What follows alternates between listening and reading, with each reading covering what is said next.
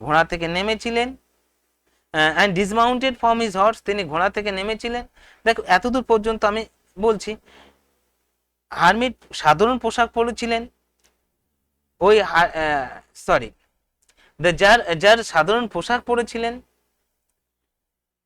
Before reaching the hermit cell, হারমিটের সেলের কাছে পৌঁছানোর জন্য, and dismounted from the horse, mount মানে ওঠা, ডিসমাউন্ট মানে নামা, তিনি ঘোড়া থেকে নেমেছিলেন। And leaving his bodyguard behind, তার বডিগার্ডগুলোকে দূরে রেখেছিলেন, অর্থাৎ পেছনে ফেলে রেখেছিলেন। And went on alone, go on চলতে থাকা বা যাওয়া, তিনি গেছিলেন অ্যালোন, অ্যালোন একা একা, অর্থাৎ তিনি একা একা গেছিলেন। দেখো পরের সেন্টেন্সটা আমি আবার দেখব কি করে আছে, তোমরাও লাইন টু লাইন মেলাও, জানি না তোমাদের কেমন লাগছে। তো দেখো কিভাবে প্রত্যেকটা সেন্টেন্সের অর্থ হচ্ছে। when the jar approached, দেখো তোমরা এটা পড়েছো, এটা আনকমন একটা ভার্ব, ভার্ব না হলে কোনো সেন্টেন্সের অর্থ হয় না। অ্যারাইভ মানে পৌঁছানো, রিচ পৌঁছানো, এখানে অ্যাপ্রোচ, অ্যাপ্রোচ মানেও ঠিক পৌঁছানো বা কাছে আসা এরকম অর্থে। when the jar approached the hermit, যখন জার হারমিটের কাছে পৌঁছালেন, ঠিক ওই একই অবজেক্ট, ওর জন্য এইভাবেই দেওয়া হচ্ছে, hermit was digging the ground in front of his heart. তো দেখো বাক্যটা ফার্স্ট কন্টিনিউয়াস টেন্স আছে, হারমিট ওয়াজ ডিগিং, হারমিট মাটি খুঁড়ছিলেন, ডিগ খোঁড়া, ডিগিং পাস্ট কন্টিনিউয়াস টেন্স। আমি এর আগে তোমাদের বলেছিলাম যদি কোনো বাক্যে ওয়াজ ওয়ার থাকে তাহলে ওই বাক্যটার মানে বলতে গেলে তোমাকে ছিল, ছিলেন, ছিলাম যোগ করে মানে বলতে হবে। এবং যদি ওয়াজ ওয়ারের পরে ভার্বের সঙ্গে আইএনজি যুক্ত থাকে তাহলে ছিল, ছিলামটা হয়ে যাবে ইতে ছিল, ইতে ছিলেন, ইতে ছিলাম। এই ইতে ছিল, ইতে ছিলেন, ইতে ছিলাম কথাটা তুমি কোন শব্দের সঙ্গে যোগ করবে। দেখো ভার্বের যে বাংলা মানে, অর্থাৎ ডুইং ভার্বের যে বাংলা মানে আছে, সেই ডুইং ভার্বের বাংলা মানের সঙ্গে ইতে ছিল, ইতে ছিলেন, ইতে ছিলাম যোগ করলে পাস্ট কন্টিনিউয়াস টেন্সের অর্থ তুমি পেয়ে যাবে, বা ওই পুরো বাক্যটার পুরো বাক্যটার অর্থ তুমি পেয়ে যাবে। দেখো the hermit was digging, hermit মাটি খুঁড়ছিল, hermit was digging the ground, মাটি খুঁড়ছিল, in front of his heart, তানার কুড়ে ঘরের সামনে তিনি মাটি খুঁড়ছিলেন। কি করছিলেন হারমিট? মাটি খুঁড়ছিলেন। ঠিক এরকম একটা সময় যার পৌঁছিলেন। দেখো যারা সাধু সন্ন্যাসী ব্যক্তি বা যারা সত্যি প্রকৃত অর্থে জ্ঞানী ব্যক্তি, তারা সবসময় কর্মে লিপ্ত থাকেন, কর্মই তাদের কাছে ধর্ম, এবং কর্মের মধ্যে দিয়েই তারা ধর্মকে খুঁজে পান।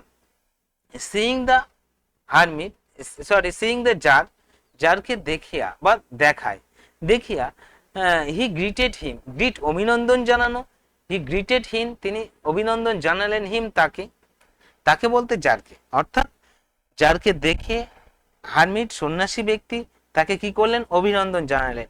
কেন অভিনন্দন জানালেন? উনি তো সাধারণ পোশাক পরে আছেন ওর জন্য। অন্য ব্যক্তি হলেন, অর্থাৎ কোনো ধনী ব্যক্তি বা রাজা সম্রাট এইরকম ব্যক্তি হলেন, হলে হারমিট হয়তো তার সঙ্গে ভালোভাবে কথা বলতেন না, আলাপ করতেন না, তিনি তানার মতো দূরে চলে যেতেন, এরকম ঘটনা ঘটতো হয়তো। কিন্তু যেহেতু সাধারণ পোশাক পরে এসছে, সাধারণ লোকের বেশে এসছে, সাধারণ লোক হিসেবে, ওর জন্য তিনি কথা বললেন। greeted him and went on digging, এই went on এটা ফেজাল ভার্ব, go on চালিয়ে যাওয়া, কন্টিনিউ মানে যা, went on মানে তাই। তো সুতরাং ভার্ব ছাড়া একটা বাক্যের অর্থ হয় না। আমি জানি না কেন এখনকার ছাত্রছাত্রী বা ছেলেপুলে ভার্ব পড়ে না। আমি আমার নিজের মেয়েকে এখন থেকেই ভার্ব পড়ানো শুরু করে দিয়েছি, তার যৎ সামান্য বয়স, তবু আমি একজন টিচার হিসেবে তাকে এখন থেকেই ভার্ব পড়াচ্ছি। অন্তত কিছুটা সে জানতে পারবে, বাকিটা সে নিজের কাছে প্রশ্ন করে জেনে নেবে। তো দেখো তারপরের লাইনটা কি হচ্ছে, hermit the hermit was frail and weak, এই যে ওয়াজ ওয়ার ছিল, ছিলেন, ছিলাম এটাই ভার্ব এই বাক্যের মধ্যে। হারমিট ওয়াজ, হারমিট ছিলেন ফ্রেইল অ্যান্ড উইক, হারমিট ছিলেন ক্লান্ত এবং দুর্বল, অর্থাৎ ওনার শরীরটা জীর্ণ ছিল এবং তিনি দুর্বল ছিলেন।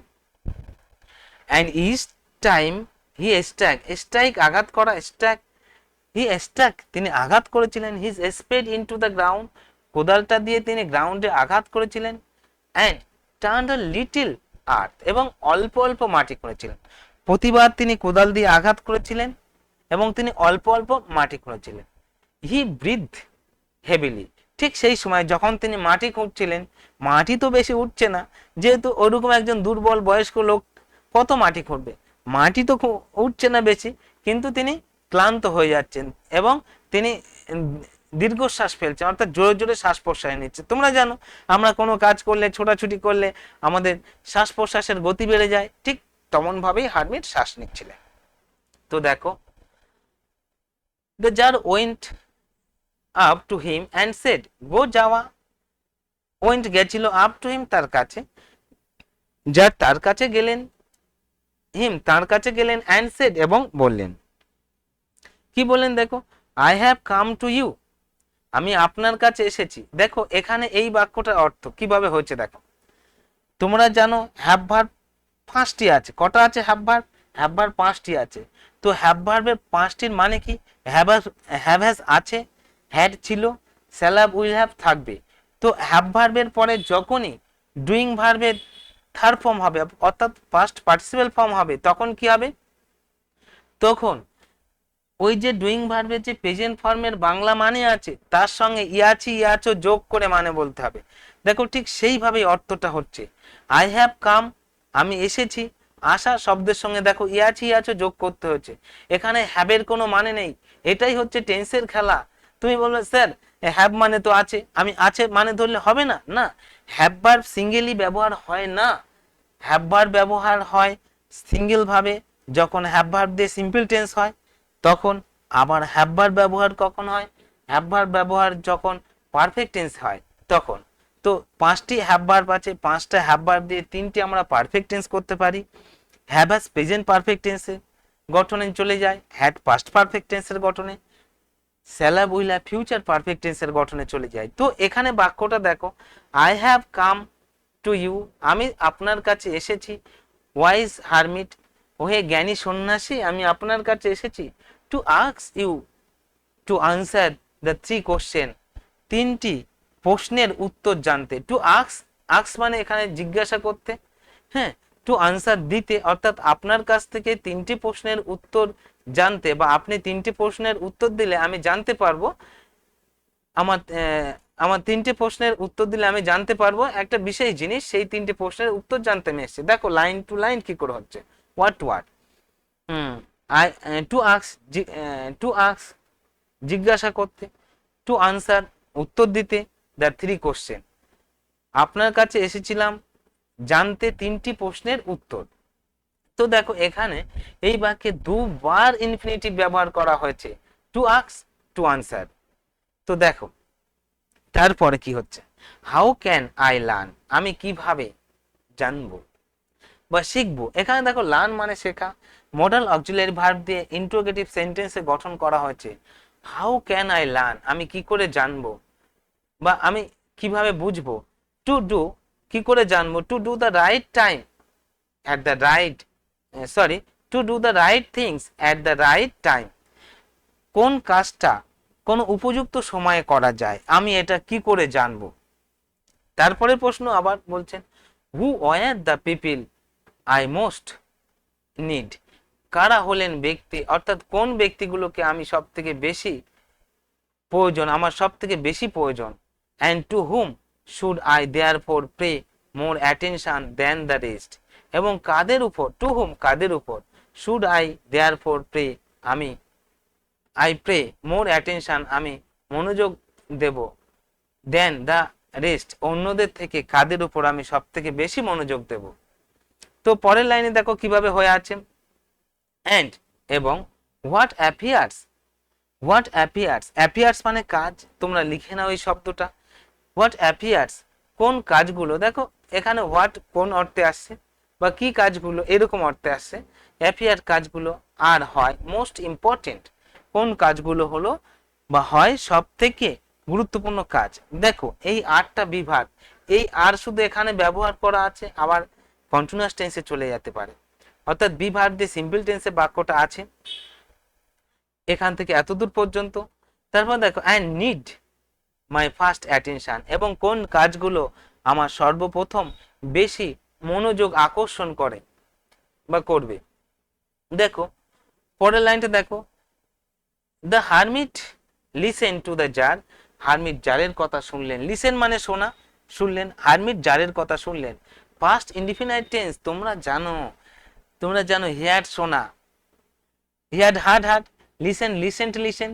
তো হারমিট লিসেন টু দ্য জারের কথা শুনলেন, বাট আনসার নাথিং, আনসার উত্তর দেয়া, আনসার নাথিং কিন্তু কোনো উত্তর দিলেন না। He just spat his hand, spit থুতু ফেলা, স্প্যাট থুতু ফেলেছিল বা থুতু দিয়েছিল, হিজ হ্যান্ড তার হাতে, অ্যান্ড রি অ্যান্ড রিকমেন্সড ডিগিং এবং মাটি খুঁড়তে শুরু করেছিলেন। রিকমেন্সড মানে শুরু করা, বিগিন শুরু করা, স্টার্ট শুরু করা, ইনিশিয়েট শুরু করা। আর একটা সিনোনিম হচ্ছে কি রিকমেন্সড। তিনি শুরু করেছিলেন পাস্ট ইনডিফিনাইট টেন্স। ডিগিং মাটি খোঁড়াটা, অর্থাৎ ভার্বের সঙ্গে আইএনজি যুক্ত করে নাউন ফর্মও তৈরি করা হয়, তাই করা হচ্ছে ডিগ ডাক প্রেজেন্ট ফর্ম পাস্ট ফর্ম, তার সঙ্গে আইএনজি যুক্ত করে কন্টিনিউয়াস টেন্সে না ফেলে এখানে নাউন ফর্ম তৈরি করেছেন, অর্থাৎ মাটি খুঁড়তে তিনি শুরু করেছিলেন। পরের সেন্টেন্সটা দেখো, ইউ আর টায়ার্ড, আপনি ক্লান্ত। দেখো কারুর কাছ থেকে কোনো কিছু নিতে গেলে তাকে একটু সন্তুষ্ট করার প্রয়োজন হয়। তো হারমিটের কাছ থেকে এই তিনটে প্রশ্নের উত্তর তিনি জানতে চাচ্ছেন। তাহলে কি করছে, গিয়েই তো আর বলা যায় না যে আপনি তিনটে প্রশ্নের উত্তর বলে দিন আমি চলে যাব।